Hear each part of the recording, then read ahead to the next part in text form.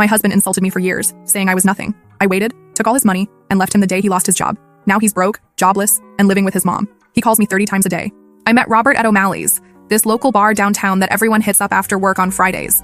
I was there with coworkers from the insurance office where I work as an admin assistant. He seemed so confident, buying me a White Claw and telling me about his job in middle management at Midwest Manufacturing. He had this way of making me feel special, like he'd chosen me out of everyone there. We got married after dating for 2 years. My friends thought it was fast, especially Kira, my best friend since high school. But I was so sure. Looking back, I should have seen the signs, like how he insisted we combine our finances right away, because that's what married people do.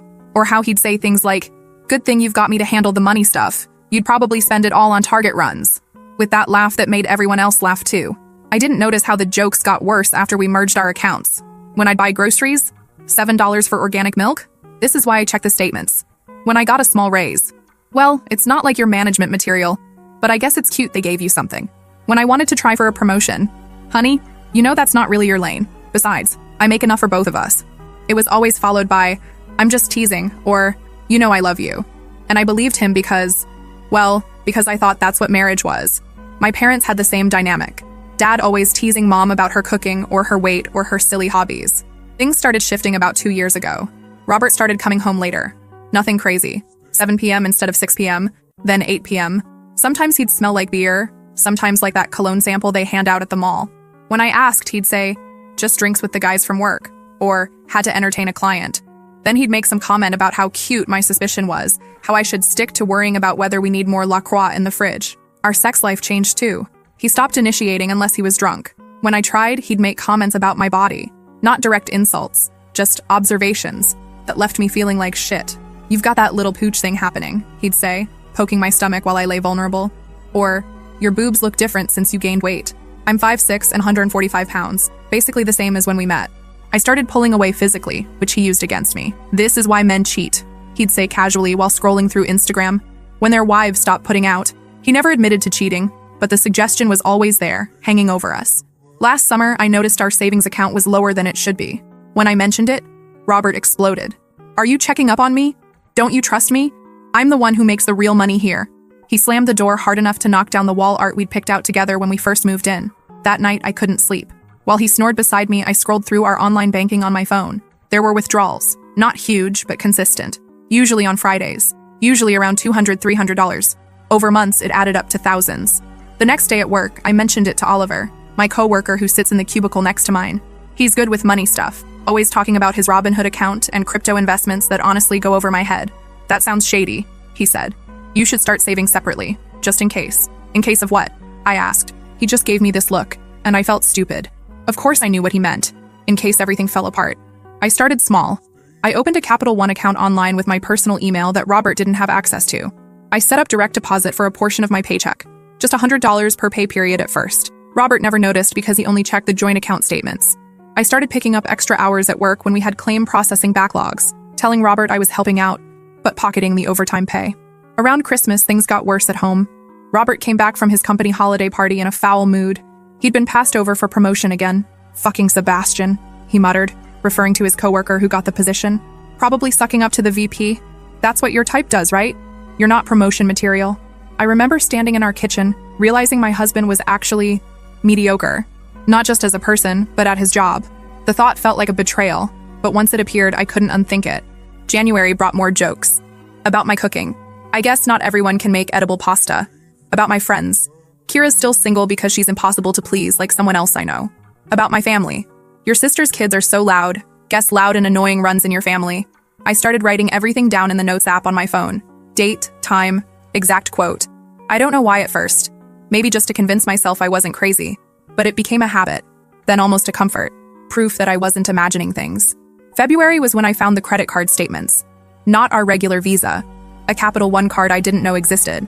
Statements sent to his work email that I saw only because he left his laptop open when he fell asleep watching video. Charges from places like Lucky Star Entertainment and VIP Room. Google told me these were strip clubs near his office. I didn't confront him. Instead, I doubled my secret savings contributions and started researching apartments on Zillow during my lunch breaks. In March, rumors of layoffs started at Robert's company. He came home increasingly agitated, drinking more Miller Lite than usual, making sharper jokes. "If I lose my job, you'll finally have to learn what real work is," he'd say. while I silently calculated how many more paychecks I needed before I could leave. Last week it happened. He called me at work, voice tight with anger. They let me go. Sebastian's department was spared. Fucking diversity hire, probably. My heart raced as he continued, "Don't bother making dinner. I'm going out with the guys." He came home at 2 a.m. stumbling drunk. I pretended to be asleep as he crashed around our bedroom, muttering about ungrateful wives and how no one appreciated a man who sacrificed everything. The next morning, he slept until noon while I quietly moved money from our joint savings to my secret account.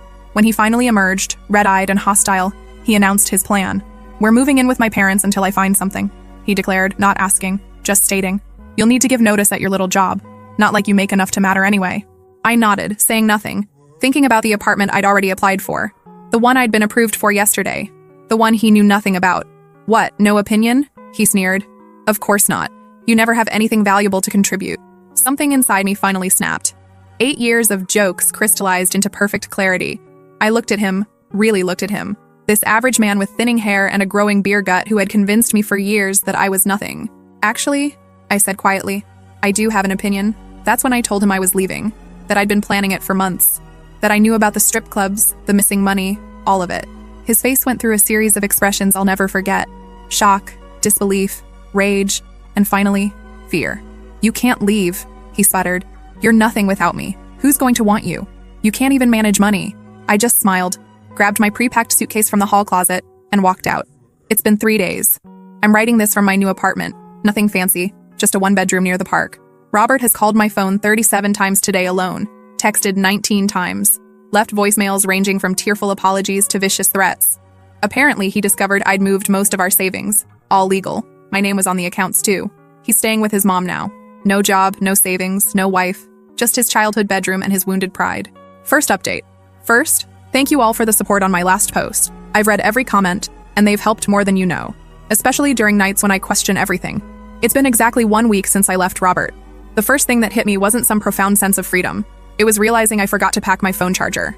Spent my first night of freedom with my phone at 12% battery, too anxious to sleep, watching YouTube videos on low brightness about organizing small spaces. My new apartment is, well, it's an apartment. The bathroom fan makes this weird clicking sound, and the neighbor's kid practices violin at 7 a.m., but it's mine. I bought a shower curtain from Target yesterday, one of those cloth ones with little tassels. Robert would have hated it, called it basic white girl decor, and made some comment about how I can't even pick out bathroom accessories without help. Speaking of Robert, 127 calls in 7 days, 89 texts, 15 voicemails. They started with, "Baby, I'm sorry, please come home," and evolved into, "You ungrateful bitch, you're nothing without me." The latest one was just him breathing heavily for 2 minutes. I haven't responded to any of them, but I'd be lying if I said they didn't affect me. Flora, my MIL, showed up at my work yesterday. That was fun. She was crying, saying Robert hasn't eaten in days, hasn't showered, keeps talking about how he lost everything. Part of me felt guilty. Then she said, "He's sorry about the strip clubs, honey. Men just need attention sometimes when their wives are, you know." And just like that, the guilt evaporated. I didn't tell her about the gambling, about how I found receipts for online poker sites buried in his email when I was gathering documents, about the $23,000 in credit card debt he'd hidden, about the payday loans. She probably still thinks I'm the villain who abandoned her precious son when he lost his job. The weirdest part? My everyday routine. Making coffee for one, grocery shopping for one. Turns out I hate the bread Robert always insisted we buy. Coming home to silence instead of a list of ways I disappointed him that day.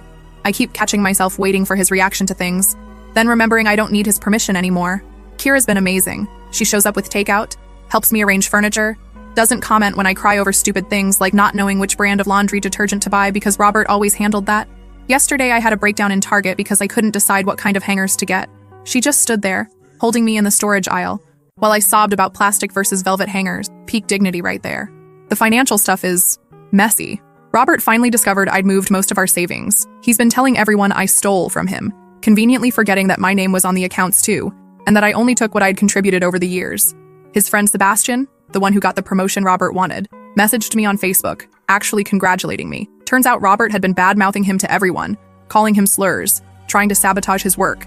That's the real reason he got fired, not downsizing. Last night, I ordered pizza with pineapple. Robert always said pineapple on pizza was for people with no taste. Ate it sitting on my new couch, the cheap one he would have hated. Watching that reality show he said was rotting my brain. Wearing the Target leggings he called lazy person clothes. The pizza tasted like freedom. A little lonely, kind of cold by the time I finished it, but mine. I know this post is all over the place. I'm all over the place.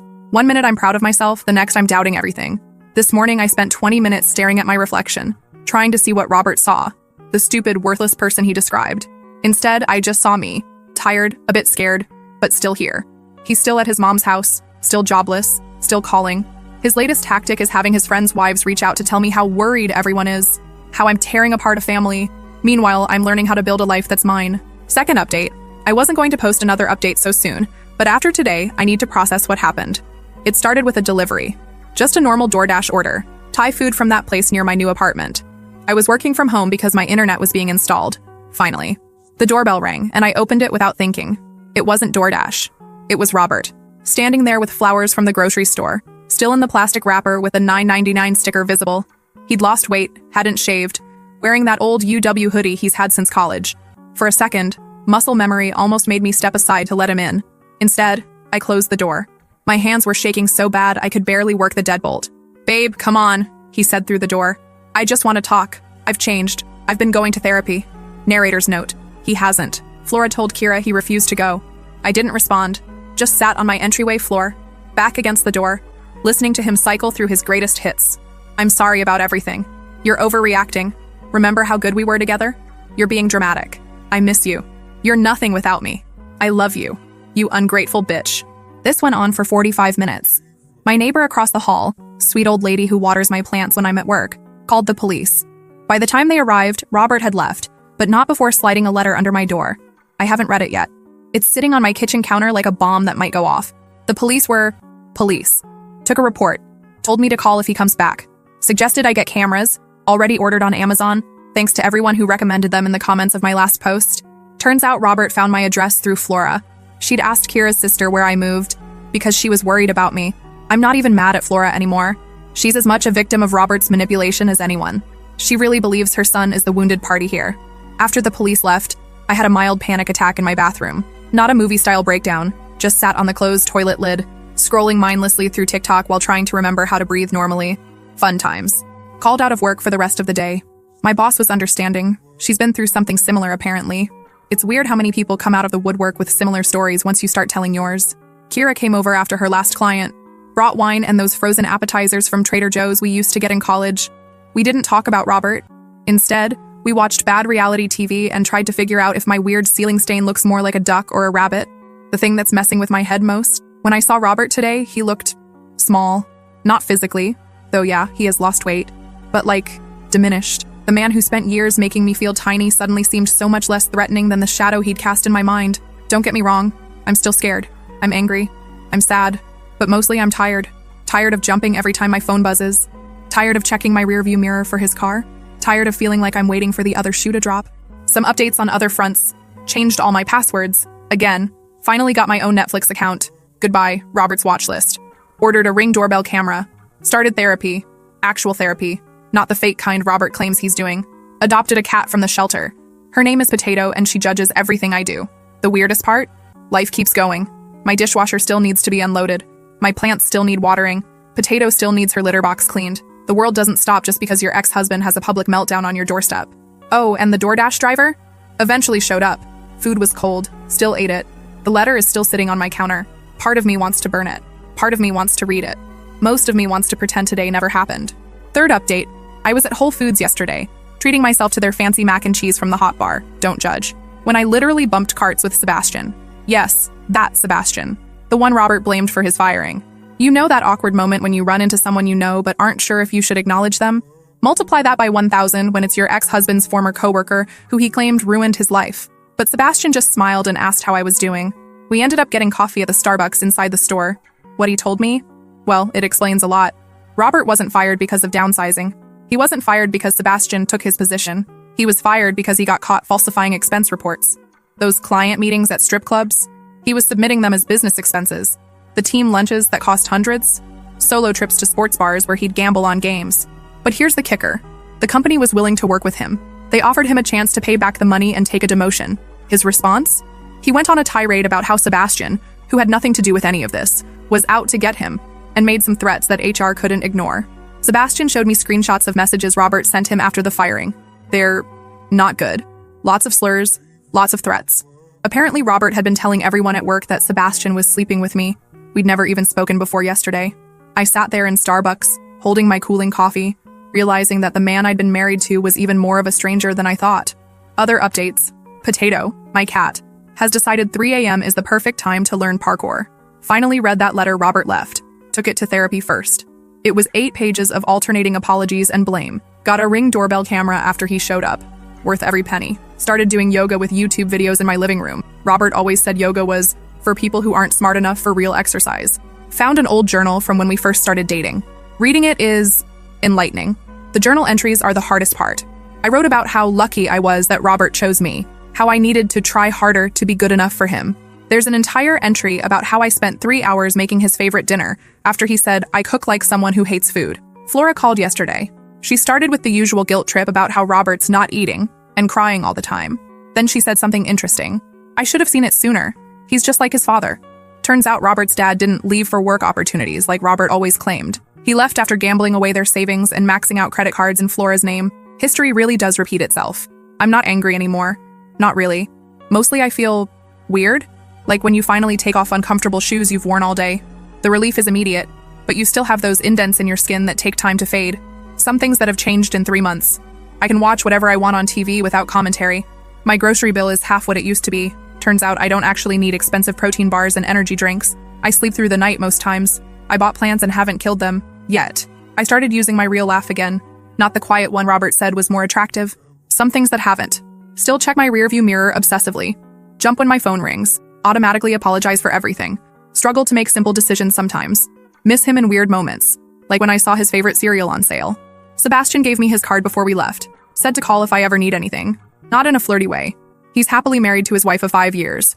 Just as someone who gets it. Last update, I was at Target buying those plastic storage bins, because apparently adulting means getting excited about organizing stuff. As I'm comparing prices, I hear someone say, "You don't want those ones, the lids crack easily." It was Flora, my former mother-in-law, standing there in the storage aisle holding a bag of cat litter.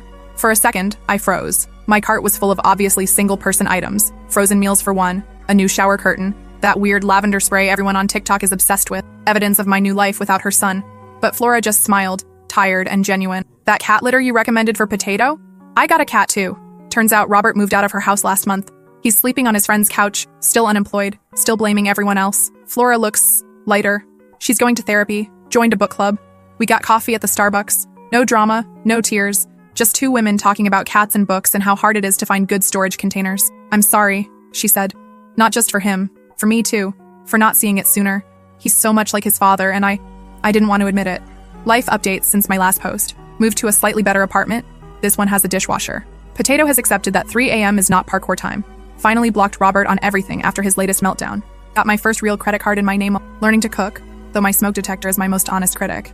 The weirdest part of healing? The mundane moments. Like realizing I automatically bought Robert's favorite snacks for months before remembering I don't even like salt and vinegar chips. Or catching myself apologizing to my coffee maker when I bump into it. Still working on the constant apologizing. Some victories that probably sound small but feel huge. Ordered food without checking the price 3 times. Wore red lipstick. Robert said it made me look trashy. Used the good towels on a regular Tuesday. Called my mom without rehearsing what to say first. I still have bad days. Yesterday I had a mini panic attack because I couldn't decide what brand of toothpaste to buy. Stood in the dental care aisle for 20 minutes, nearly crying because there were too many choices. But the good days outnumber the bad ones now. Robert's still around, peripherally. He made a scene at his friend's wedding last month. I heard through mutual friends. Got drunk, started ranting about how I stole his life. The friend's wife, who I never even met, apparently told him to leave. He's been telling people I cheated on him with Sebastian, that I stole all his money. I took exactly what I'd contributed, that I broke him. He was broken long before me. The thing is, I don't care anymore. Not in a dramatic, I'm so over it way. More like how you stop noticing a background noise once you've been away from it long enough. Flora gave me a hug before we left. Said she's proud of me. Asked if I wanted to get coffee again sometime. I said maybe. And I meant it. I bought the storage bins she recommended. They're sitting in my living room now, waiting to be filled. Potato is sleeping in one of the empty ones, because cats are weird like that. This will probably be my last update. Not because everything's perfect. It's not. I still jump when my phone rings. Still rehearse conversations in my head. Still catch myself trying to be smaller, quieter, less difficult. But I'm learning, growing, healing. To everyone in a similar situation, you're not crazy, you're not too sensitive, you're not overreacting, and you're definitely not nothing.